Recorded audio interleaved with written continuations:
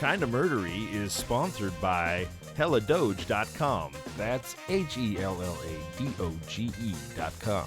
The only social media website that pays 80% of its profits out to real users in real Dogecoin just for doing what you do anyway. It's a blast on there, guys. Get out of the Facebook game. Get into the crypto game.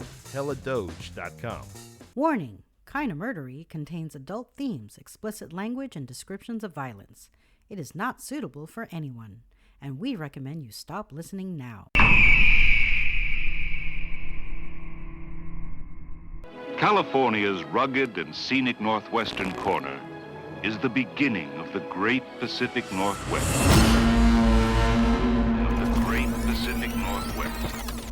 A region of untamed and primitive beauty. Humboldt County Sheriff's Department has now joined efforts with the Arcata Police. Growers living off the grid. Humboldt County also has the highest rate of missing person cases in the state. 60% of marijuana is grown in the United States. There's a lot of evil here. A lot of evil.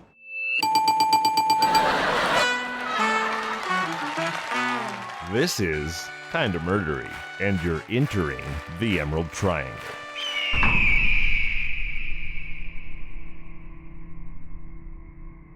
Wow, that was nuts.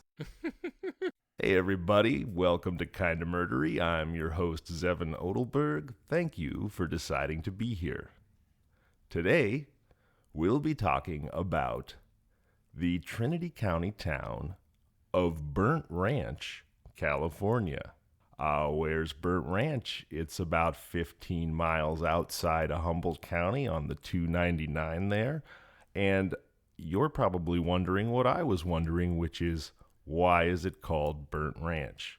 It's named Burnt Ranch because in 1849, a bunch of Canadian miners showed up and decided mercurially to burn down a Native American rancheria there and name the place Burnt Ranch.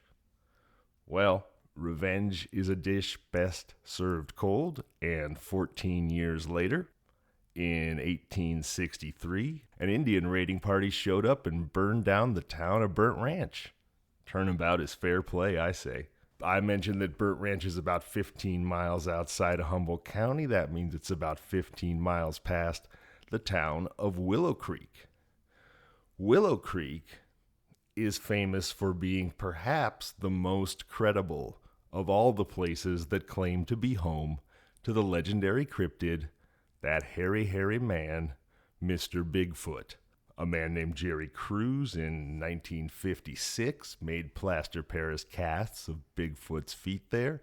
They have a Bigfoot Days festival, so on and so forth.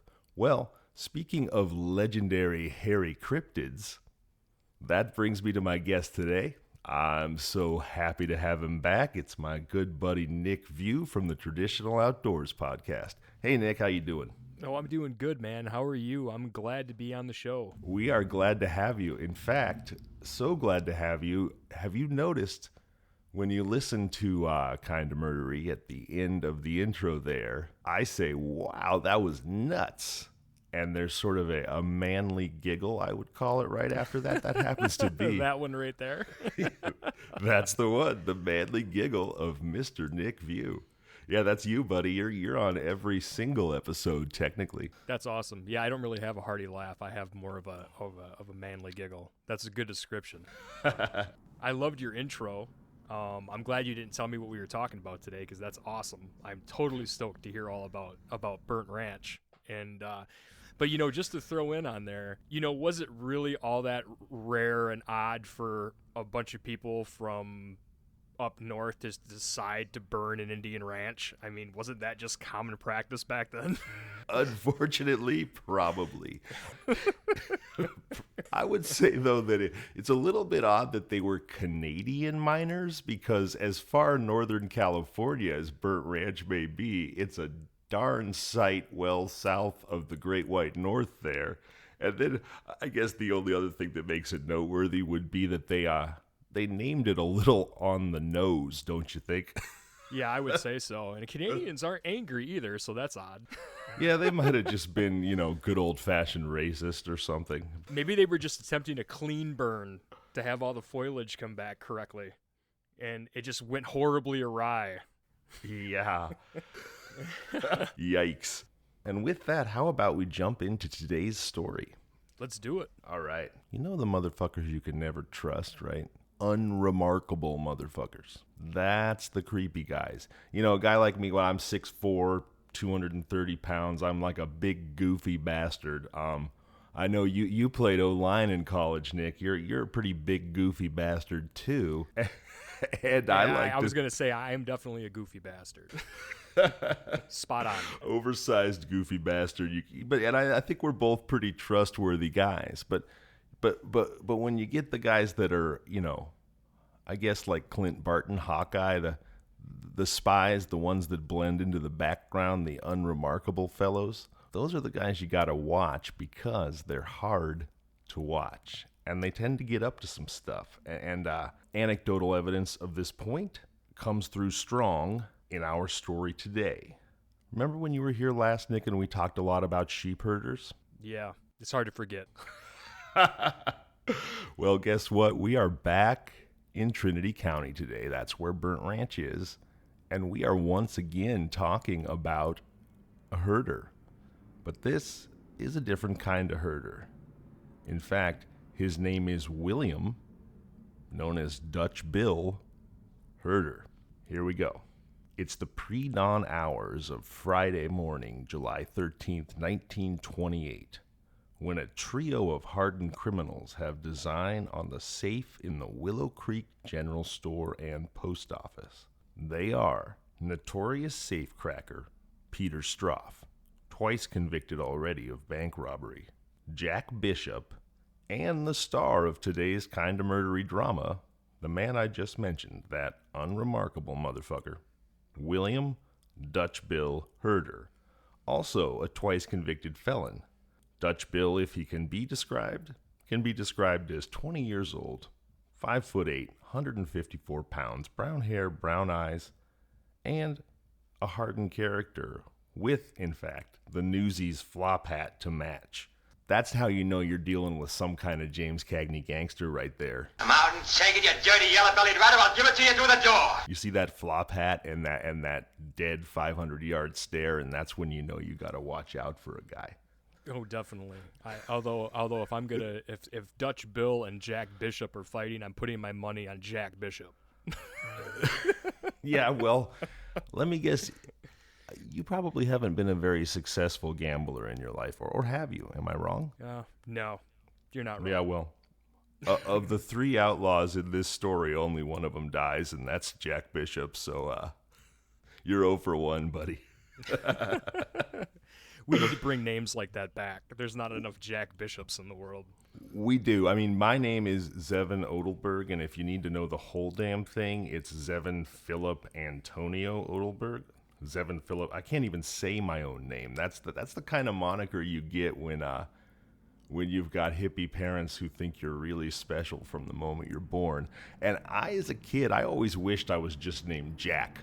I was like, I think my life would have been easier if I was just named Jack, because I haven't met a single person that could spit my name out. And as you just heard, neither can I. So anyway. I mean, I can call you Jack. I can call you Jack right now. Yeah.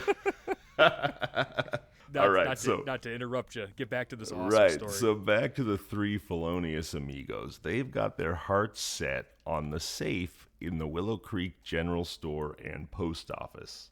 And guess what? That pre-dawn morning of Friday, July 13th, 1928, they do successfully rob the safe of $95 in cash and about $600 in stamps.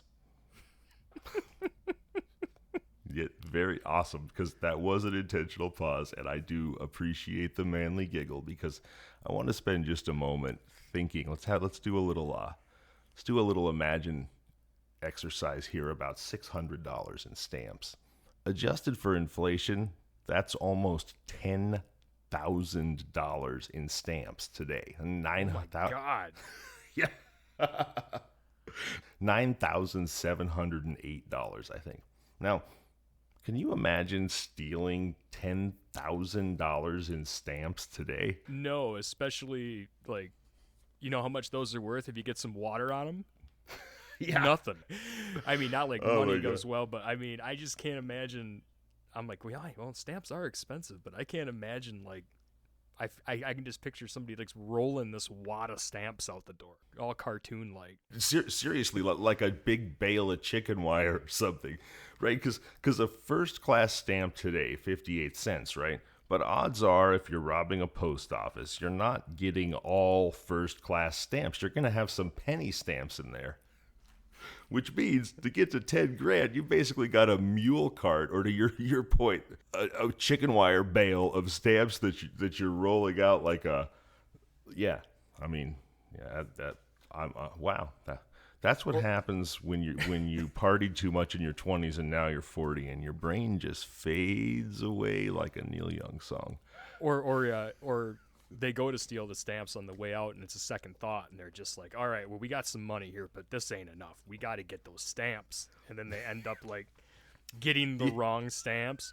Or maybe there's the expensive stamps, like they played a joke on them, and there's the expensive stamps wrapped around the penny stamps. Only the first few. They're like, whoa, these are all penny stamps. We've been bamboozled. Oh, shit. Of course, back in 1928, you could probably still get like an ice cream for a penny or something. So yeah, they just open an ice cream shop. That was the goal here. Selling bootleg stamps out the back of a buggy just seems like an image. Where did you guys get all these? Well, you know, we know a guy. Right, and of course, robbing a post office, that's a federal crime right there. So sure enough, they get the stamps and they get the $95 in cash.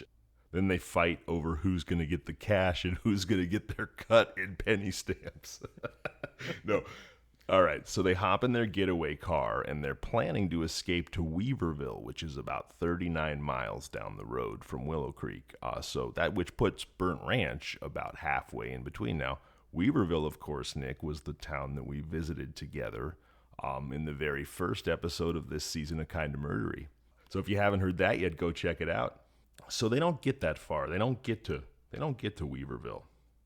They get about 15 miles down the road to Burnt Ranch, and that's where they run into the sheriff and his deputies. A fierce gun battle ensues. Jack Bishop is killed. So again, bad bet, my friend. Deputy Oscar, I'm just rubbing it in. I'm like, don't take the cooler over here to Vegas. He died like with he you. lived hard. Yeah, no kidding. So that's where they run in Burnt Ranch. They run into the sheriff and his deputies. Jack Bishop is killed. Deputy Oscar H. Hayward is seriously wounded, and Deputy Charles Carpenter is murdered, killed by one of the bandits. Well, during the gunfight and during that fog of war, Stroff leaves the getaway car and takes to the brush to escape the battle. Our murdery matinee idol, on the other hand, Dutch Bill Herder, despite having just killed Deputy Carpenter, that's right, he's the one who murdered the sheriff's deputy, he keeps a cooler head and simply drives away in the car. Yeah, I don't know what you're doing. I'm just going to keep driving. Yeah, he's like, I don't know why you're making this so hard, Stroff. Takes to the brush. I can just see bailing out of the car and just... Yeah. I'm going to make a break for it, B. Yeah, right. And Herder's like, this is why we can't have nice things. God, you guys. We need a better class of criminal. So Stroff, as I mentioned, Herder's already just taken off in the car like, bye, fuckers. And Stroff, on the other hand, wanders through the woods for days, almost in circles, subsisting on nuts and berries, and unable to make it past the cordon of manhunters. You know who he needed, Nick? He needed Nick Viau. He needed the traditional outdoors expert to show him which nuts and berries are safe to eat and how to sneak past the manhunter cordon without leaving a trace. He'd have been dead on day one then. I don't know my ass from a hole in the ground when it comes to nuts and berries. We got a lot of mushrooms around here. None of the good ones. Oh, I bet you do. If you got cow pies and you've got wet mornings, you got the good ones. But what would your traditional woodsman advice be for Mr. Stroff wandering around for a week in the brush? Well, if he's wandering around for a week, then I don't have any advice. He done fucked up. Well, I would hope if he took to the brush, I would hope that he had an idea how to navigate the brush. But a week sounds like that just wasn't meant to happen. Oh my gosh, that sounds like just a massive euphemism for some kind of sex. He took to the brush, and boy, I would hope he had some kind of idea how to navigate the brush. I mean, he lasted a week, so he must have been doing all right. Yeah, that's a far better stamina than I've ever been able to boast. That's for sure. Oh my gosh. So about a week later, he basically wanders into Willow Creek, like all scratched up, going, "I'm so hungry," and he gets captured by the police. And of course, today we're in Trinity County in Burnt Ranch, but this is kind of a three corners, two corners situation where you're right on the county line here. So I chose Burnt Ranch because that's where the murder happened. But he was captured in Willow Creek, which is in Humboldt. So he's taken to Eureka, which is the county seat of Humboldt, and he's questioned. Now, things are not looking great for Stroff. You see, first of all, he's facing federal charges for robbing the post office. Now, usually, federal charges are worse than county or state charges. But the thing is, Stroff has prior state convictions. And the federal charge for stealing stamps from the post office carries a max penalty of 5 years. But if Stroff is tried for burglary in Humboldt, he could face life in prison because of his priors. And if he is tried for the murder of Deputy Carpenter in Trinity, well, now he could be looking at the death penalty. And here he's really getting fucked by this county line because he's getting hit in all kinds of jurisdictions here. He's facing federal charges for robbing the post office. He's facing murder charges in Trinity, and he's facing burglary charges in Humboldt. Like if he'd just done the stealing in the same county, they probably would have, let those charges go if he pleads to the murder or what have you. But, now he's got every DA, all the DAs and the federal prosecutors are sharpening their prison toothbrushes and coming at his liver. I thought you were going to tell me that he was facing 5 years for murder and life for stealing stamps. Like, murder happens every day. These stamps. That sounds like a Jim Gaffigan book or something. 5 years for murder and life for stealing stamps. It totally does. Like, we're going to get this guy on these stamps. Yeah. All right. So we told you about this pickle that Stroff is in, right? So what does he do? He flips on Herder and he becomes the state's key witness. He says that Herder planned the whole thing and that Herder killed Carpenter and that he was just kind of a hapless accomplice.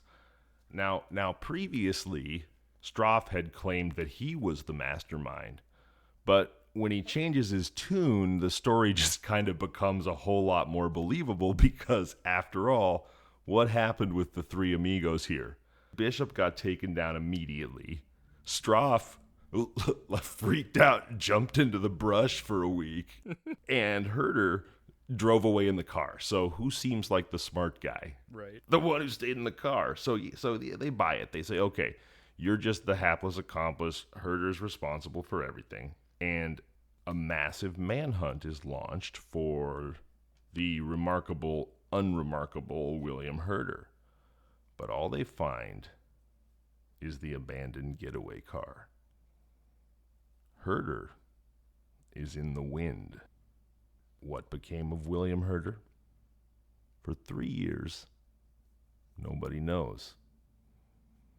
But if you want to know, stay tuned. And now with my classic radio-style tease, I'm going to take a deep breath, and I just kind of want to delve into the mind of Nick Viau a little more. I want to pick at my buddy Nick a bit. Nick, the holidays are coming up. It's Christmas time. Hanukkah was during Thanksgiving this year, I think. I don't know where you fall on the spiritual meter, but are you doing some holiday prep? Anything crazy ever happened to you at the holidays? You got a Kinda Murdery holiday story for us, or any story? I'm not. You made your bones in the last episode, so anything you want to tell me about, I want to listen. We celebrate Christmas.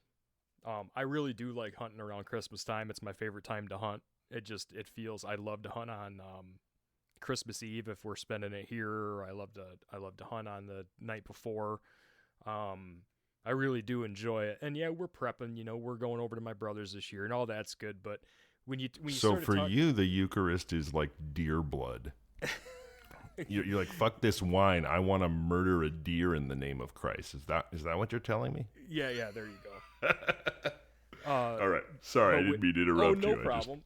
I was ruminating on how you were telling me essentially that your bloodlust surges on Christmas Eve.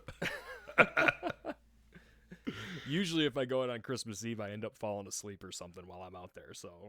Or just don't shoot Santa Claus or Rudolph, please. Yeah, there you go.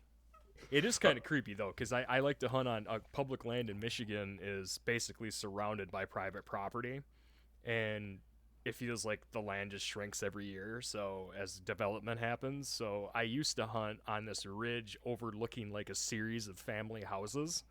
Oh my God. So I could like see right into their window and what they were doing. And all right, Ted Bundy. He's like, I used to hunt family houses. Like, well, walking by it, actually coming out of the woods, I always thought, man, if somebody looks out the window right now, I'm gonna feel really weird. Because I was just, I'm walking, especially if I was dragging a deer. That's never happened during that time of year, but it would look really, really odd to see this big fleece covered dude Yeti loping through the woods. I could just picture this little kid looking out the window, seeing you in like your red and white parka with your rifle dragging a dead deer, and he's like, "Mommy, I think I was a really, really bad boy this year. Santa's on the lawn with a 30-06, and the sack of toys has antlers. It doesn't look right." I have a deer sack on slung across my back. Oh my God. Just the deer pelt just tied up with all the meat inside of it. Yeah, like Vixen finally mouthed off one too many times, and Santa was like, "Fuck it." Though, like not a lot. You don't see a lot of really creepy stuff in the woods during winter just because there's snow on everything. But in the summer, it's a whole lot, or not in the summer, but in the early fall, it's a whole lot worse. And in the spring, it's worse than that. And you find some weird stuff out there. And one of the weirdest things we ever found, my buddy John and I were hunting turkeys, and it was around 9 a.m. and we moved spots, and we pulled into this one spot and tried to get out. We got out, and it was this little swampy area. Got out of the truck? When you say got out, what are you getting out of? Got out of the truck. Yep, got out of the truck. Yep. And then we had the first thing we saw was a big old pile of hair in the middle of the parking lot. Like human hair? Human hair. Like somebody shaved, it looked like a wig. Like somebody shaved off all their hair, and they had like 70s rock star hair. It was a live reenactment of O. Henry's The Gift of the Magi, where she cuts off all her hair to buy the watch band, and all, you know that story? Yeah, well, and this gets even weirder. So we walk out and we look and we're like, well, that's weird. Then we just keep going. And then we look and there's a tree with all these branches right beyond it, like a dogwood. It's got like all these branches all over, and there's a hoodie hanging there. And it's a tie-dyed Grateful Dead, like extra large hoodie just chilling in the tree. Oh my God, did some rednecks shave a hippie?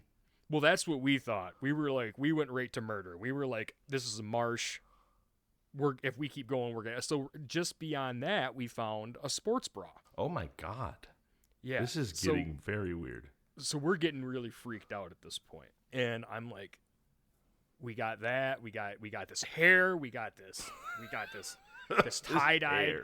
And my buddy John he just wants to hunt. So he's just like, dude, stuff like this probably happens all the time out here. I'm sure there was just a party, and a lot of bums hang out out here. And don't shoot the bald chick. Let's get a deer. Yeah. guy probably just got hot and shaved his head this summer, left it all sitting there. I love how he just takes it in stride. He's like, nothing to see here, folks. Well, then I said, well, I'm like, I really don't want to keep going and find a body. And he's like, don't even say that. We're not going to find a body. And, we didn't find anything else, but that's not the first time we've ever found anything like that out there. He ended up calling and reporting it, just That's to make good. sure nobody was missing or anything. And I'm like, yeah, we probably better do that, dude. Like, there could be a body in them. And honestly, ever since, every time we go turkey hunting, I'm always think that we're going to find a body. Oh my God. I mean, I got to tell you, I come from a place where some hillbillies are known to occasionally just grab a hippie and cut their hair off. So maybe it was something like that. That's kind of weird. Yeah, just kind of a hostile, like, you liberal motherfucker. Like, we're going to shave your head, girl. Like that kind of attitude. How do they know they're hippies just because they have long hair? What if they're into like doom metal or like something like that? Yeah, but it's a very binary mindset that says, men should not have long hair, and therefore, if you have long hair, we're gonna cut it off for your offense against toxic masculinity or whatever. I mean, yeah, you're right. It makes no logical sense. You're like, what if they're a badass Viking berserker? Well, in that case, they'll probably whip the hillbilly's ass and not get their hair cut off, I guess. But didn't the hippies stop wearing long hair? Don't they wear man buns now? Didn't they progress? Yeah, I don't think there are any real hippies left. They're just Trustafarians, I mean, if you're not changing, you're dying. So there you go. They evolved. Evolve or die. They evolved. The pants got tighter. They put the hair up. Oh my gosh. I love all you hippies. I don't mean any. They moved their ball sacks from their legs to the tops of their heads. That's what I hear you saying. Just because that little parade of murdery imagery was so fun for me, I got to ask you. You said this was not the first time you ever came across something bizarre or creepy in your traversing of the woodlands. So tell me about something else you found out there. There's a spot on some public land. And honestly, I cannot remember. I think it's in the Coopersville area, which would be it's western Michigan, out in the cornfields, right? Like, there's horse trails everywhere, out in the woods. So a lot of public land is on horse trails, and you can walk them, and the deer walk them, and just don't piss the people off who ride horses every once in a while through there. So don't make the cowboys angry. I think that's good advice, no matter where you are.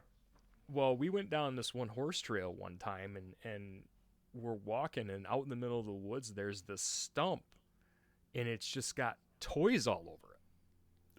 Oh my gosh. Like McDonald's toys, little SpongeBob toys, all these creepy little leprechaun miniatures, so it's weird. It's the mythical Michigan pedo stump, is what you're telling me here. Yeah, this is the most Michigan thing to do is the stack the rocks thing. Where if people find rocks out in a rocky area, they'll stack them on each other and leave them there. Like, that's the Michigan thing to do. Everybody does that, and it's annoying. But, Olaf stack rock. Right, it's worse in Canada. Like, it gets, as you go further north, it's everywhere. That's how you know you live somewhere boring. Sorry, usually continue. in those same places, you'll find like an abandoned bus that's been turned into a deer blind. Places like that, or like an old jalopy that somebody's living in part of the year to hunt or whatever, just weird stuff like that. Deer blind / impromptu orgy site. Oh God. Yeah. Well, maybe. I don't know. Who's to say? You mean you've never gotten busy with a bunch of strangers in an abandoned school bus, Nick? I mean, I thought that was a rite of passage for all of us. Definitely not. But I've seen this before though, with not the orgies. I've seen the toy trees before. Like, there's just random. Sometimes people just They'll start it, they'll put a couple on there, and it will get more, and it becomes this totem thing. When you walk up on it, it's creepy as hell. I gotta tell you, like Ed Sheeran, that gives me the shivers, man. There's just a portrait of Ed Sheeran in the middle of the totem with all the toys around it. Yeah, that would be the creepiest thing I've ever seen. Oh my God. But there's stuff like that, and every once in a while you'll find shoe trees where people lob shoes up into the trees. There's a pretty famous one in Sheboygan where I'm from that's on the side of the road, but apparently the history behind that is that in the 60s and 70s, people would put shoes up there, and it was for people who didn't have shoes. They could go get a pair of shoes off the tree, which doesn't make any sense to me. This thing's like 25 feet high, and it's a maple, and I don't know how the hell you're going to get these shoes out of this tree, but I guess that's neither here nor there. You shimmy up it barefoot like an island boy grabbing coconuts, I guess. Poor bastard's going to have to work for them shoes. Yeah.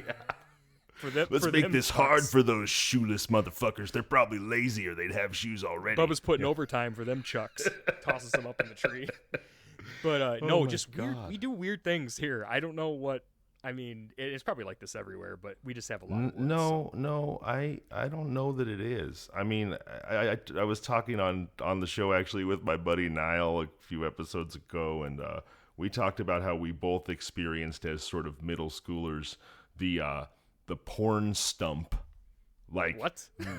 This phenomenon basically where 7th, 8th grade boys have sort of communal porn magazines they've managed to steal from the creepy uncle, and you just hide them in a stump down by the creek, and sort of everybody knows what stump that is. If you need like an under the bed doesn't work apparently, or what?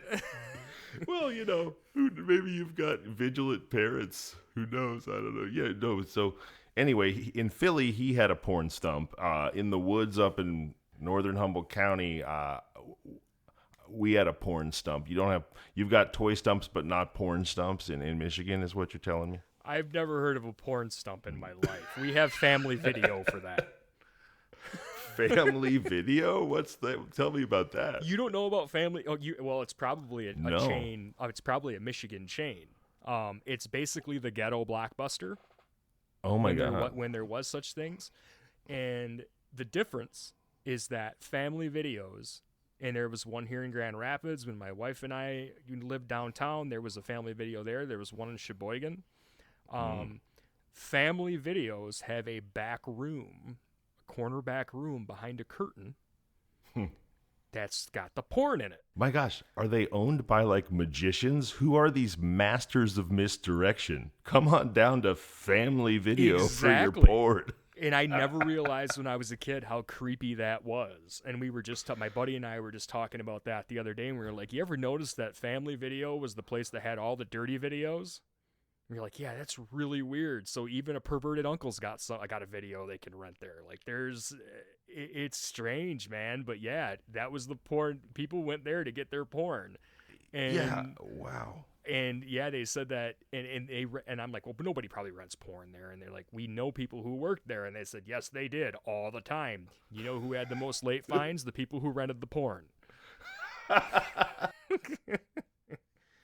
They have to build out a detailed schedule to figure out when to return it. Because it's a small town, right? So they're like, okay, well, Aunt May's going to be walking by the family video at 10 a.m. on her way to knitting club. So I can't return it then because I don't want her to catch me with my pillowcase full of dirty movies on my way into family video. They literally have to stalk everyone in town until they figured out when it's safe to bring the porn back. That's what I think happens there. Well, and it's hilarious to me because I guess nobody cared about anybody knowing. Everybody knows everybody in a town like that. So if you got some habitual porn renter going in there, somebody knows who that is, and he's related to somebody else or she. So I mean, today that shit would just get put on Facebook or Instagram immediately.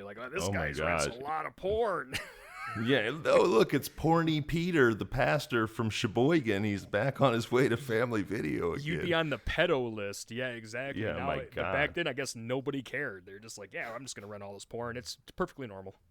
Well, was this pre-internet? Was this Oh, yeah. 1999, 2000. Yeah, I graduated in 2000, so this would have been right there. Yeah. We didn't feel like everything we ever said or did was going to follow us to the grave and all the way to hell back then. You know what's the best part of the story, though? It's still there.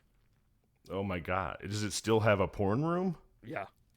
Wow. It's still there. It is still there. It's got to be one of the, they had that last Blockbuster documentary. This has got to be the last family video. Oh my God. I want to dedicate a whole episode of Kinda Murdery to this. I mean, it's like, who needs time machines when you got family video in Sheboygan, Michigan?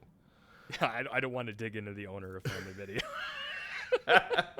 Is it weird? Is it weird that I find the toy stump creepier than the porn stump or the family video? It just feels like you're gonna summon a horrible serial killer. Well, no, because you expect those things to be dirty. When you see a toy stump, you're just like, what the hell's that doing there? Right. Is every parent in town like afraid to walk through the woods with their young children? They're like, now remember, honey, if you see a bunch of toys on a stump, they aren't for you. Don't play with them. Don't touch them. Well, when you see abandoned toys on a stump, you think of abandoned or kidnapped or dead kids. So that makes it creepy enough. Yes, it's like a modern Hansel and Gretel, except it's just too real to even learn anything from. I just run away screaming. Unsettling is a good word for it. It was unsettling for me when I saw it. Yes. And the guy that was with me at the time, not the same friend, was like, well, it's not a big deal. I see that up, that's been there forever. Nobody thought why? Yeah, Maybe somebody buried there. Right. The toys grow out of the blood of murder victims. They're like horrible mushrooms, Well, if I would have come up on something like that walking out at night, that would be something else altogether. Because I can't imagine what that would be like. I'd probably be looking for a passed out Santa Claus who just was like, too much milk and cookies, maybe hit the liquor cabinet, got sick of carrying all that crap for all these spoiled brats, just dumped it all on a stump and took a winter nap. Well, not dumped, though. Perfectly placed all over the stump. Oh, my God. Now you're giving me the shivers again. Yeah, it wasn't dumped on the stump. These things were, hollowed little spots out to put the toy in it. Otherwise they'd all fall off. So there's all these little crevices and nooks that they're all stuck in. And oh, my... Oh, yeah, it's like a shrine to lost childhoods, and if you say "smooth criminal" 3 times, Michael Jackson appears. I should go find it again though, because that shit's probably all worth money now. If they were all those old vintage McDonald's toys. Oh my God! You could make a pretty penny on eBay with all that. You're like CGC 9 Luke Skywalker mint condition from the toy stump. Not found in a dank stump, perfectly mint. Oh my gosh, found in a dank stump. I think that's the Taylor Quayle story. No, we have a mutual buddy, Taylor Quayle, who we love, who's a fan of the show, and I thought, Taylor, we're thinking about you. We love you, man. So anyway, on that note, I feel like Quayle is a smoother transition than the toy stump. Shall we get back to the story of William Herder? Yes, let's do that. All right. So I asked you before. First of all, I feel like nobody gives a fuck about William Herder anymore. They're like, no, can you please just let Nick tell Michigan woods stories? Enough with your historical claptrap, you blowhard. I mean, honestly, that's what I want. I don't want to hear me tell. I don't care about this guy. No, okay. So nobody knows what became of him, right? For 3 years. Then, in 1932, federal postal authorities announced that they have captured a man in Kansas City, Missouri, that they believe to be Trinity County Slayer and wildly successful stamp bandit, William Herder. We're the wet bandits. Wet bandits. Shut up! But it's not him. And he disappears again. Now, what really became of Herder? Well, he joined the Merchant Marine and he traveled the world and apparently all over the United States. Then, sometime in the first half of 1933, William Herder saved a man from drowning in Texas. So he could rob him. Yeah. I don't want to have to swim to the bottom of the lake to take your watch. Yeah. No, so he saves a man from drowning in Texas. He's hailed as a hero. And much to his misfortune, he has his picture taken and printed in the local newspaper. Swoops. And sure enough, the FBI had found him, but they hadn't caught him yet. Now, how do we know he joined the Merchant Marine? Well, how else do you go all around the world? In my case, I couldn't find anybody saying that explicitly, but it is a logically informed deductive guess, and I'll tell you why. He is captured, ultimately, Mr. Dutch Bill Herder, at the Seamen's Church Institute of New York City. What is that? Well, with all the porn talk you've just heard, you probably think that when I say Seamen's Church, I'm just going to have some really horrible things to unfold for you, but no blasphemous jokes like that. Seamen's Church Institute, or the SCI, was founded in New York in 1834 as the Young Men's Church Missionary Society. And originally, this is actually pretty cool, I think. It was a floating church. The first chaplain was Reverend Benjamin C.C. Parker, and he is assigned to preside over impromptu church services for seafarers above a grog shop. A grog shop. Literally a grog shop. Grog's a thing. It's not made up. No, I guess it's a thing. It's the jungle juice that sailors drink. He's leading church services over a grog shop in the 1840s while the floating church of Our Savior is built and docked at the foot of Pike Street on the East River to provide a place of worship where seafarers can feel comfortable and welcome. So in other words, it's basically a permanently docked ship where if you're a merchant marine or another sailor, you can go for church service, which is really pretty damn cool, I think. Sounds like a great place to put a family video. Oh my God. It's a one-stop shop. You're not wrong. Yeah. Debauchery and religion. Come on down to the floating church for the toy stump and the family video. Oh no. Oh no. Forgive us, sweet Jesus, whose birthday we're about to celebrate. Then in 1868, they open up their first mission. They build a 12-story basically boarding house at 25 South Street that also ends up housing a U.S. post office. And this becomes, it's almost like letters to Santa Claus. If you are trying to find a sailor, you send the letter to this post office. They receive all the mail for all of the sailors, who are very often in different ports of call, of course, but they know that they can go back to the Seamen's Church Institute. They're probably lonely after a long voyage. They hit up the family video, and then they can go find their mail. Well, the feds figure out that William Herder has been receiving his mail at 25, what was that address I just said? 25 South Street. And so they go, okay, and sneaky feds that they are, they plant a letter. They send a fake letter to him. He's a lonely guy. He's been traveling the world. He's on the lam. And then they just sit and wait and watch, expecting William Herder to come pick up his letter. And sure enough, he does. And because of that picture that was taken of him rescuing the drowning man in Texas, it's been circulated. He's recognized by the postmaster, and he is arrested. I had a boss who used to say, "No good deed goes unpunished."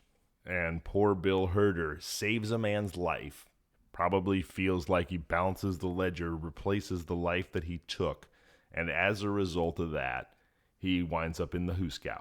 So the feds, he's arrested by literal U.S. Marshals. It's Tommy Lee Jones. I was going to go there, too.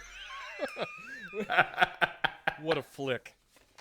Yeah, it's Tommy Lee. It's Tommy Lee Jones and it's Wesley Snipes, right?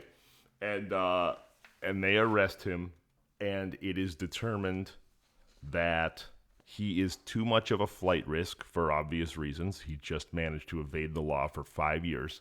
He's too much of a flight risk to be transported to California. He's going to be transported to California to stand trial for the federal post office stamp robbery in San Francisco, and then subsequently to stand trial for the murder of Deputy Carpenter in Trinity County.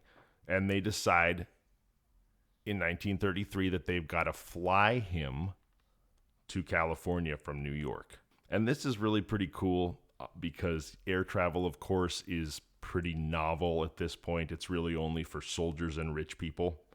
And they actually have to obtain Herder's consent to be flown because it's perceived as, I guess, dangerous. His response is, hell yeah, I've never been in an airplane before. This fucking rocks. I wouldn't miss it for the world. Like, literally, he's quoted in the newspaper being, like, super stoked on the flight.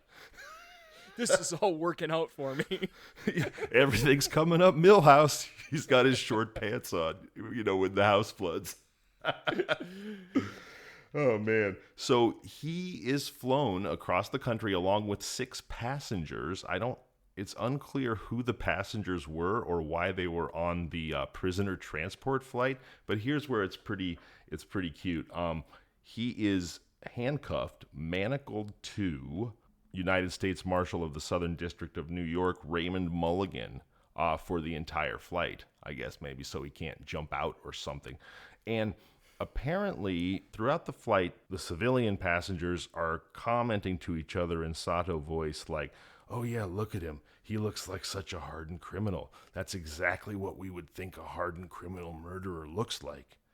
Well, it turns out that they thought U.S. Marshal Raymond Mulligan was the criminal. So they're like, look at that obvious criminal. Look at him, look at him. And it was actually the U.S. Marshal that they're talking about. And the other marshal sort of busts his balls being like, yeah, maybe he was a little airsick or something. But I think that goes back just to bring it full circle to what I was talking about, where it's the unremarkable motherfuckers that you got to watch out for.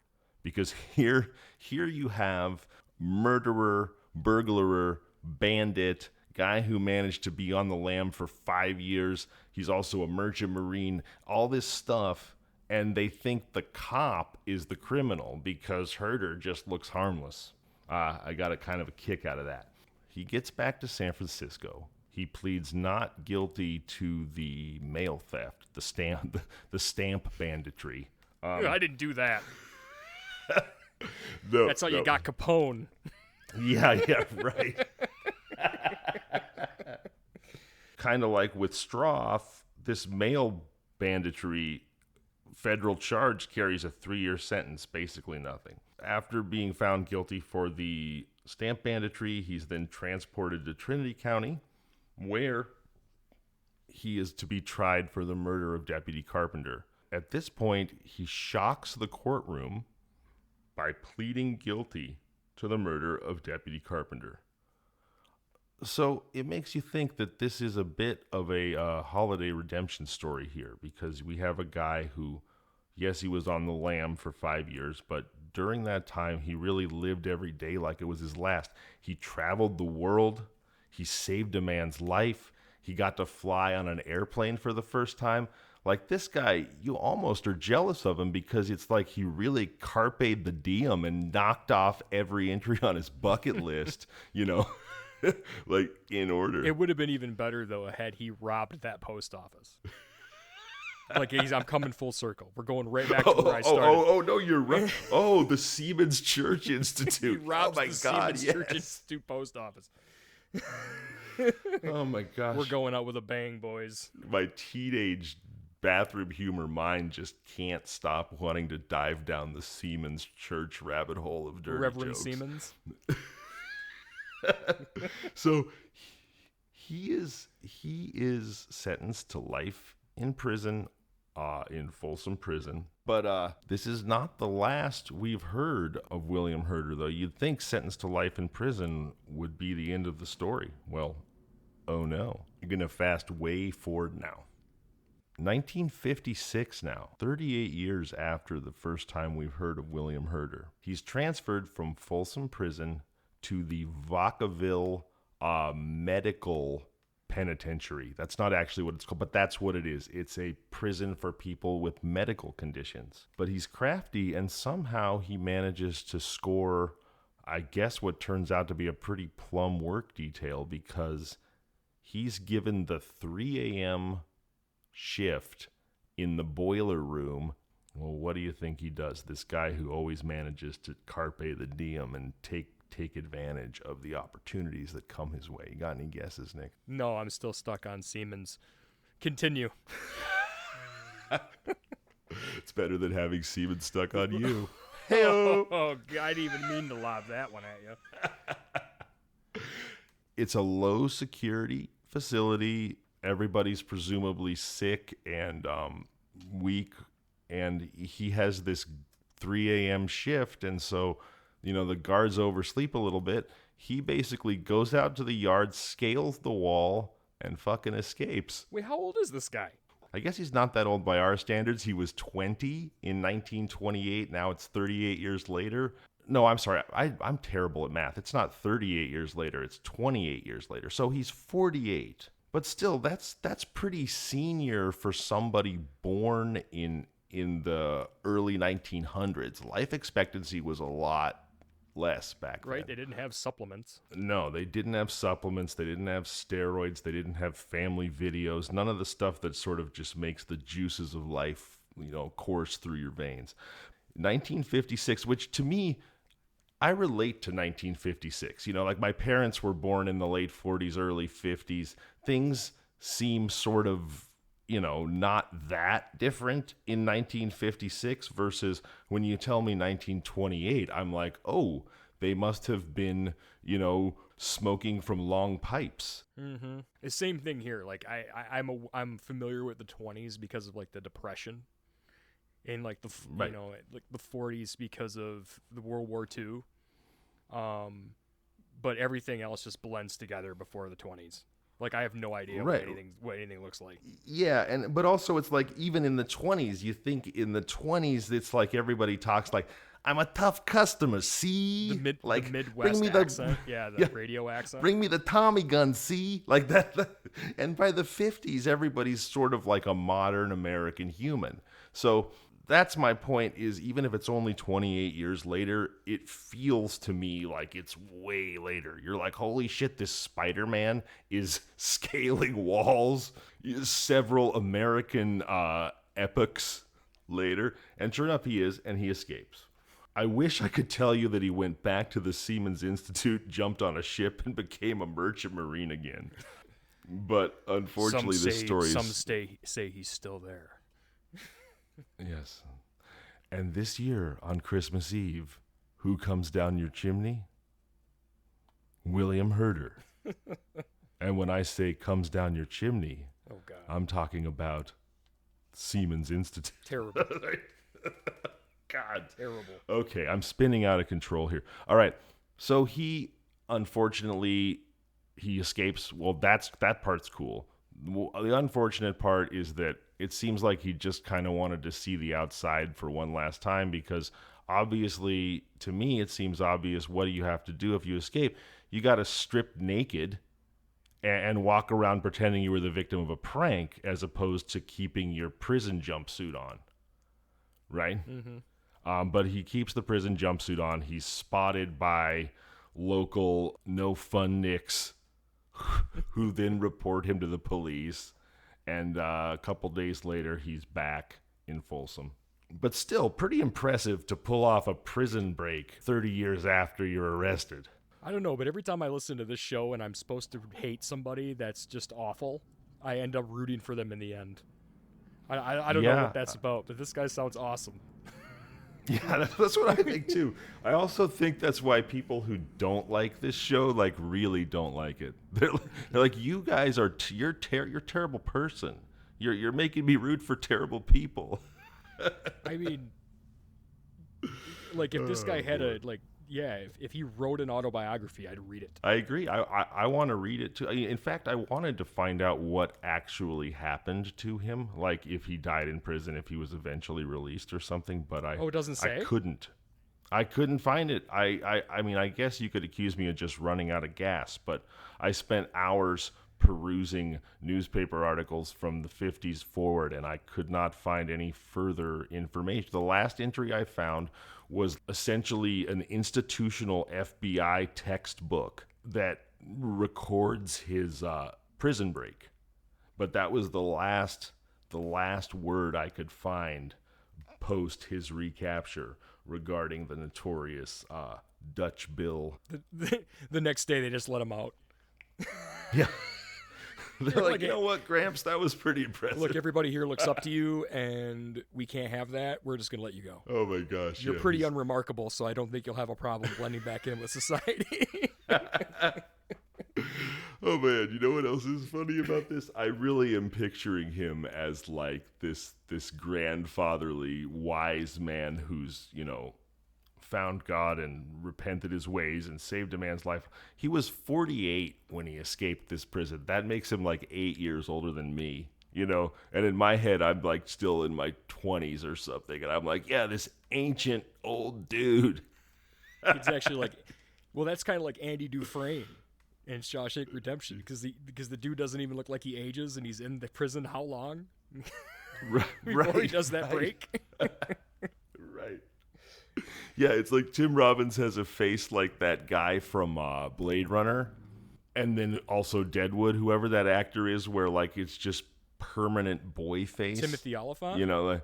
Yeah, not Timothy Olyphant, but did you watch Deadwood? Oh, I love Deadwood. E.B., the mayor E.B. Oh, E.B. That's that the guy's actor. like ancient. I think that guy looks like he's probably like Right. 95 years old. I first saw him in Blade Runner, but he has this face where he looks like a 10-year-old ventriloquist dummy for like his entire life. I think that's kind of what you're describing about Tim Robbins. Well, and he's like he's like a permanent rube. Like that's the character he plays. He's always like like some kind of a rube. Like you can just pull the wool over his eyes. Although he is pretty crafty in Deadwood. Anyway, that's a tangent. We don't need to go on, but that's greatest show of all time. We could talk Deadwood for an entire episode. Let's do that sometime. I'm going to hold you to that. So hey, how's the traditional outdoor podcast going, bud? It's going really good. We're back on a as some of you might know, you might not know this either, but my partner Steve, his wife passed of cancer suddenly. Oh my gosh, I'm so sorry. 2021. Yeah, it was really, really sad. Lori was great, but Steve and I have, he's healing. It's going to take a long, long time. Probably never get over. Obviously never get over it. But this has helped, and we're back. The podcasting's been kind of therapeutic, and he can throw himself into it, and we're going back strong and putting out a lot more content in the future. So we were kind of sparse last year and a little bit this year, but we're back at it. So it's going really well. Awesome. Well, I'm so happy to hear that. And my release schedule pipeline is kind of slowed down too, and my excuses have been the combination of moving and the holidays, which really, really sounds kind of pathetic and flimsy compared to the passing of a beloved spouse. So I guess I need to get my ass in gear. Yeah, I hear you, brother. I haven't been writing much either, so and I need to write a lot more and blog a lot more, and none of that's happening really. Well, yeah, hey, that's not exactly true, though, because I saw you just released a new Life in Longbows blog, did you not? I did. That puppy's been going since like 2011 or something like that. Like I've had that a long time. I first started out, and it was longbowblogger.com, and it was on Blogger. And it was just... Oh, my gosh, that's like having an AOL account. I know, right? And it was horrible. I didn't have any pictures, and it was just mindless drivel I was putting on there, and I don't think anybody was actually, like, reading it or anything. And then Steve actually helped me get started, and I started doing it. And I've had it up ever since. And I actually, a couple of years ago, I thought about shutting it down just because... I wrote my book, Life in Longbows, with the same name. And a lot of the stuff that was in the book, shorter versions, were on the blog, so that made sense to me. And the book's been for sale on there for since 2018, And So, let me jump in for a second. Where can people buy your book, good sir? Sounds like a wonderful holiday gift for an outdoor enthusiast. Yeah, if you want a signed copy, I do keep a limited supply, and that's at lifeandlongbows.com. And otherwise, it's on Amazon, just Life and Longbows. And it's up there a little bit. You know, there's not a lot of bow hunting books, traditional bow hunting books, so I'm kind of niche, so it's there, but...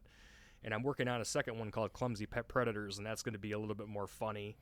And is that your autobiography? Basically, it is. Actually, well, you know, I just want to say that as a typical Michigander might be, Nick Viau is slightly he's downplaying himself a little bit here. I can tell you guys, if you like to hear him talk, then you'll love the way he writes. So check out the blog, check out the book.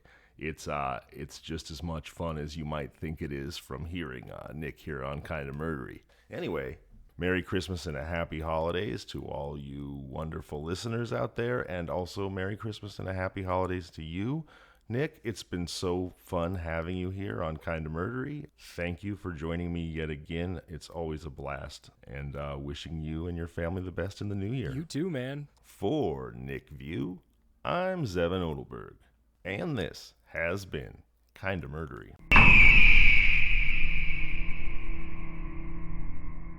Kinda Murdery, The Emerald Triangle, is created, researched, edited, produced, and hosted by Zevon Odelberg, with opening theme by Niall Madden and art by the Gin of Lang. Available now on all podcasting platforms. If you like the show, please subscribe, review, and tell your friends. You can find us on social media at Kinda Murdery or email at kindamurdery@gmail.com.